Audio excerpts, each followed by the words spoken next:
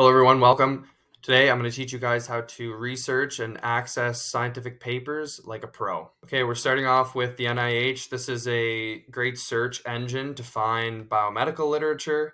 Here's another great search engine, JSTOR. I love this one because you can actually register for an account and access 100 papers a month for free, which is fantastic. It makes the literature much more accessible, and every paper on here is going to be accessible to you. If you look up mold inhalation, you can find some of these, and you can access the full papers.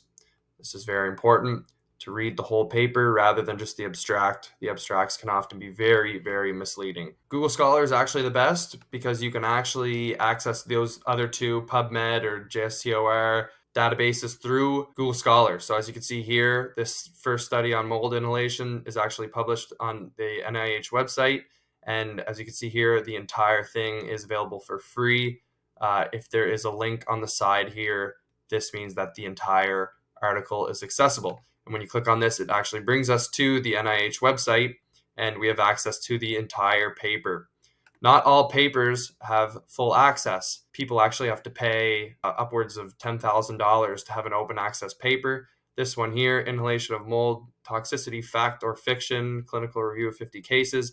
Actually, you can only access little snippets. So you can only access these short summaries of each section and the conclusion, of course. But there's no really way of analyzing this paper as you don't have access to the entire thing. We'll take this one here just to give you guys an example.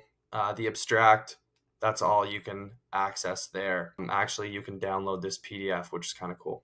When researching, you're going to want to use keywords instead of using a long sentence like, what kind of mold causes disease? Mold disease is what you should look up.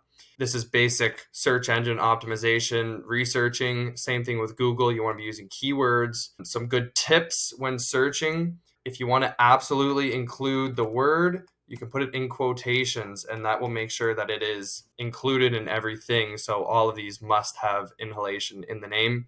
Okay, accessing papers that we don't have full access to. As we can see here, the PDF is not available for this one here. The full article is not available. So if we copy this one here, a little tip that I always use, it doesn't always work, but if you search it up and you add .pdf at the end, oftentimes you can at least see the ResearchGate, which is another great website you should be using. And sometimes the author will actually share the full text on here. And you can also request the full text from the author themselves. If you write a nice enough message to them, they might give it to you. Obviously, this takes a little bit longer, but it's definitely a viable method. Another website to be doing this is academia.edu. You can look at scientists and look at their research on here and contact them and ask them for their research. This website, beyondterrain.eth, is a great way to find preprints. A lot of new stuff regarding COVID. If you're into dismantling that type of stuff, a lot of papers on that aren't necessarily out yet because it's still fairly new. You can also look at authors' websites. If you can find their websites, sometimes they'll publish their papers on there. So that's a nice little tip. Probably the best tip if you're serious about doing research and you can't access it, go to your local university in their library.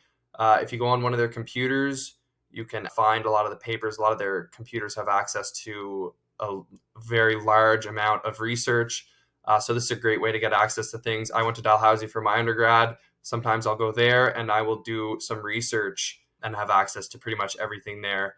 You can also pull out books. You can go to the library and, every search is different. However, Novanet here, we could see that there are a lot of books available in the library, the health science library. So they can kind of tell you based on that. Learning how to use your university's website, your local university's website, is going to be a case-by-case thing. I kind of learned this through my undergrad, but if you just mess around with it and you just search things up, you'll get the hang of it.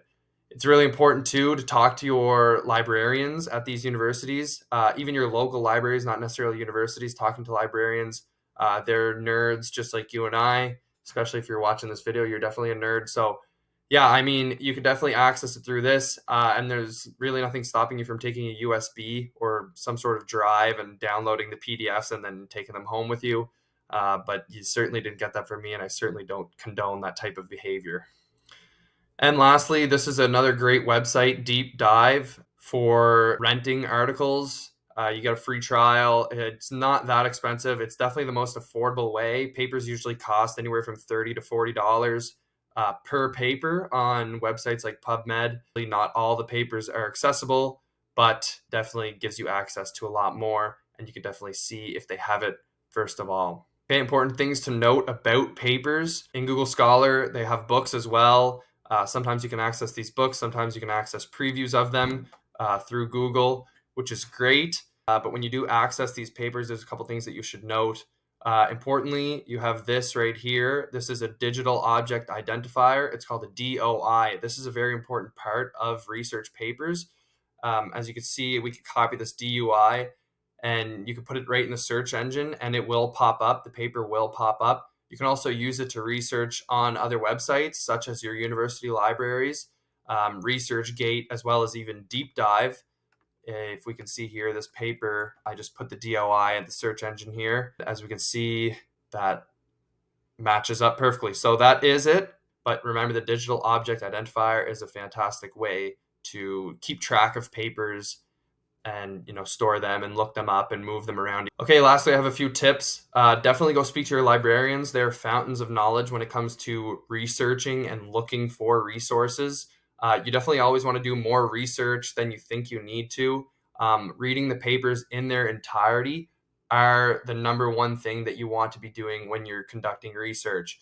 Abstracts are great to get a general idea of what you're looking at, but you want to read the paper in its entirety and focus on the methods section. This is where you can apply the best logic and rationale and criticize the paper the best. Obviously, the discussion is another great area where you can interpret the results. The results should be fairly objective, but this is why it's important to look through. If the results are not objective, then obviously it's a trash piece of paper. Another good tip is to look in the reference section for related papers. This is something that you could do if you're going to be doing large amounts of research. Looking in the reference sections of papers will give you similar papers, and you can look at what they're referencing. This is also a great way to look at the logic and rationale in a paper itself. If they're referencing things, you want to make sure that they're correct in what they are referencing.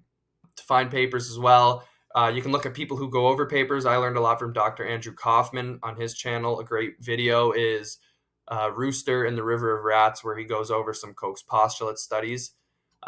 He always references papers. Dr. Sam Bailey does as well. There's plenty of people in the community that references papers. You can often just ask people on Instagram too for some papers, and they'll be happy to share them. Another great guy is Debunk the Funk, actually, and he dismantles a lot of the terrain ideas. He's kind of on the germ theory side of things.